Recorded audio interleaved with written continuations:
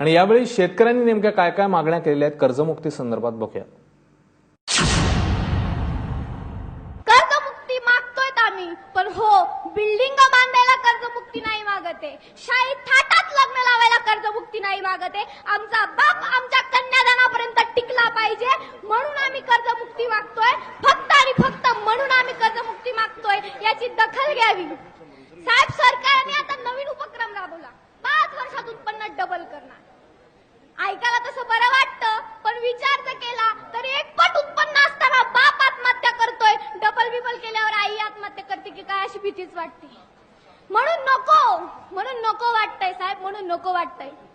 प्रधानमंत्रीने योजना काढली, आधार कार्ड, मेरा आधार, प्रत्येकाला आधार कार्ड लागू केलं। साहेब, तशीच मी विनंती करते, माझ्या बापाच्या गळ्यात, तमाम शेतकऱ्यांच्या गळ्यात सीसीटीव्ही कॅमेरा बसवावा, असा कायदा तयार करावा। कारण माझा बाप घरी येईल याची कुठलीच शाश्वती नाही, कुठलीच नाही। रात्रीची वीज, रात्री बारे द्यायला बापाला रात्री जावं लागतं, त्यामुळे बाप घरी येईल की नाही याची कुठलीच शाश्वती नाही। म्हणून प्रत्येक शेतकऱ्याच्या गळ्यात सीसीटीव्ही कॅमेरा बसवलाच गेला पाहिजे, असा नियमच तयार करा। साहेब, आज बाजारात बटाटा शुल्लक दरात विकला जातोय, शुल्लक। टमाटा तर शून्यच दरात विकला जातो, पण आजही पॅक बटाटा वेपर्स आणि पॅक टमाटो सॉसचे भाव गगनाला गवस निघालतायत। वा, कुठं न्याय? हा न्याय असा का बरं आमच्या बाबत?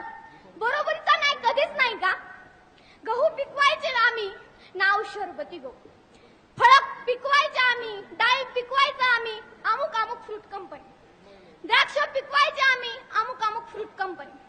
म्हशी आमच्या, गायी आमच्या, हात दुखस तोपर्यंत बापाने दूध काढायचं, आगे आगे बढ़ता इंडिया, अमोल दूध पिता है इंडिया। टीका टिप्पणी करायची नाही, टीका टिप्पणी करायचं माझं वयही नाही, पण जे दिसतंय तेच सांगते। अमोल माझ्या बापाचं नाव नाही, अमोल माझं नाव नाही, अमोल माझ्या गाईचं नाव नाही, अमोल माझ्या म्हशीचं नाव नाही, अमोल दूध पिता है इंडिया। असा न्याय, असा उलटा न्याय 2014 मध्ये वाटलं आजचे दिन येतील, आमचेही आजचे दिन येतील। कारण चहा विकणारे देशाचे पंतप्रधान, फळभाजी विकणारे महाराष्ट्राचे उपमुख्यमंत्री होतात, तर आमचे दिवस येतील असं वाटलं, पण उलटच झालं। चहा पिकवणारा आजही आत्महत्याच करतोय आणि भाजीपाला पिकवणारा आजही आत्महत्याच करतोय। ही दुर्दैवी परिस्थिती आमच्या बाबतीतच का? आत्ताच माझ्या भगिनीनं आत्महत्या केली, कारण हुंडा। मीडियाने चांगलाच मुद्दा उचलला, त्याबद्दल त्यांचे मनपूर्वक आभार। पण आजार ताप आणि इंजेक्शन खोकल्याचं दिल्यासारखं झालं।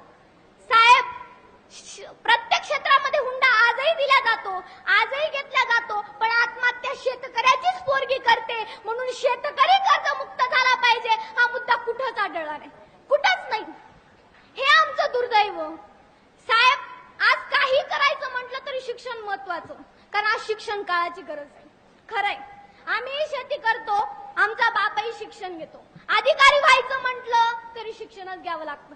असा कायदा तयार करायला हवा, कोणतंही शिक्षण घ्यायचं असेल तर 2 वर्ष शेती केली पाहिजे, तरच नोकरी मिळेल, तर यांना आमच्या वेदना, तर यांना आमचे कष्ट, मेहनत कळेल, निदान ओरडणं तरी बंद करतील।